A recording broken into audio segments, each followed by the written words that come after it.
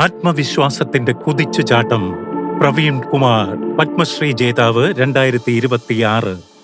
15 metre അകലെ 4 metre ഉയരത്തിൽ 2 പോളുകളിൽ നിൽക്കുന്ന ഒരു ക്രോസ് ബാർ.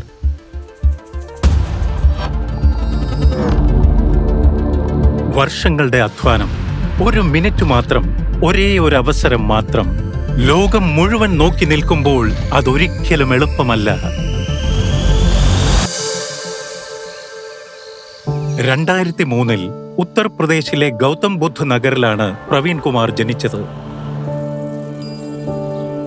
തന്റെ സ്കൂൾ പഠനകാലത്ത് വെല്ലുവിളികളെ മറികടക്കാൻ തീരുമാനിച്ച അദ്ദേഹം വോളിബോളിനു പകരം ഹൈ ജമ്പ് തിരഞ്ഞെടുത്തു.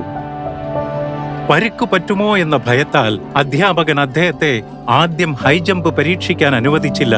എന്നാൽ 8 ദിവസത്തോളം പ്രവീൺ അനുവാദത്തിനായി പരിശ്രമിച്ചു. അധ്യാപകന് ഒടുവിൽ സമ്മതിക്കേണ്ടി വന്നു. 10 മണിക്കുള്ള മത്സരത്തിനായി പ്രവീണിന്റെ പേര് 8 മണിക്ക് ചേർത്തു. കാലിനുള്ള പരിമിതി മൂലം ഞാൻ 2-3 അടിക്കപ്പുറം കടക്കില്ലെന്ന് എല്ലാവരും വിശ്വസിച്ചു. പ്രവീൺ സ്വർണം നേടാൻ മതിയായ ഉയരത്തിൽ ചാടി, അതും സാധാരണ വിഭാഗത്തിൽ. ഒരു ദിവസം മാർക്കറ്റിൽ വെച്ച് ഞങ്ങളെ കണ്ട് ഒരു സന്യാസി പറഞ്ഞു, പ്രവീണിന്റേത് രാശിയുള്ള കാലുകളാണ്, അവൻ ഭാരതത്തിന് അഭിമാനമാകും. എന്റെ മകൻ എന്നതിലുപരി അവൻ ഇന്ത്യയുടെ മകനാണ്, രാജ്യത്തിന് കീർത്തി നേടിയെടുക്കാനായി ജനിച്ചവൻ. കോച്ച് ഡോക്ടർ സത്യപാൽ സിംഗിന്റെ ശിക്ഷണത്തിൽ പ്രവീണിന്റെ പ്രതിഭയ്ക്ക് വ്യക്തമായ വേഗതയും ലക്ഷ്യവും കൈവരിക്കാനായി.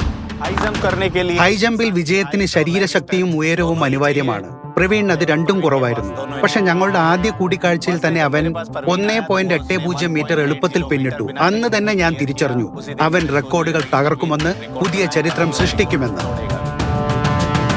ഇപ്പോഴത്തെ ലക്ഷ്യം ഭാരതത്തിനായി സ്വർണം നേടുക എന്നതായിരുന്നു. എന്നിരുന്നാലും 2019 പ്രവീണിന് വെല്ലുവിളികളുടെ വർഷമായിരുന്നു. പരിക്കുകൾ അവനെ തുടർച്ചയായി അലട്ടിയപ്പോൾ കാറ്റഗറിയിലെ അപ്രതീക്ഷിത മാറ്റം അദ്ദേഹത്തിന്റെ പ്രതിഭയെ സംശയത്തിലാക്കി. പ്രവീൺ പിന്മാറിയില്ല. ഒരു വർഷം മുഴുവൻ കഠിനമായി പരിശ്രമിച്ചു.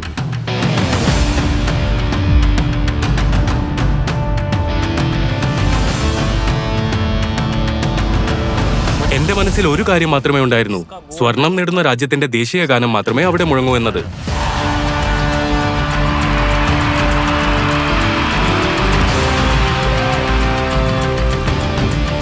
മികവുറ്റ പ്രകടനത്തോടെ പ്രവീൺ 4 ഇവന്റുകളിലും ജയം നേടി.